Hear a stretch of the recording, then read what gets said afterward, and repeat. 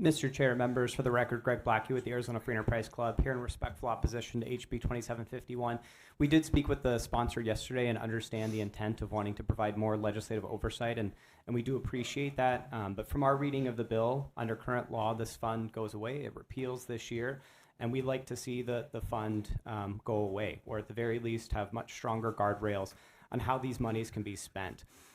The Commerce Authority and this fund have a litany of issues going back decades. In 2016, the Auditor General flagged serious concerns about lack of transparency, accountability, verification of data and job projections. Those same exact issues cropped up again in 2023 in the Auditor General's report.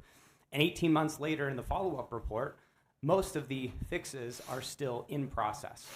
So we don't see a reason we should continue the fund when we haven't had confirmation that the recommendations from the Auditor General's last report have even been fully implemented. Beyond that, specifically with the Competes Fund, we see it as essentially a slush fund to hand out grants to private industry. The Supreme Court has made it clear that public grants to private industry are unconstitutional unless they serve a public purpose, and the get is far bigger than the give. In other words, the public is receiving a bigger benefit than the taxpayer is giving to the private industry. We don't think government should be in the business of subsidizing private industry.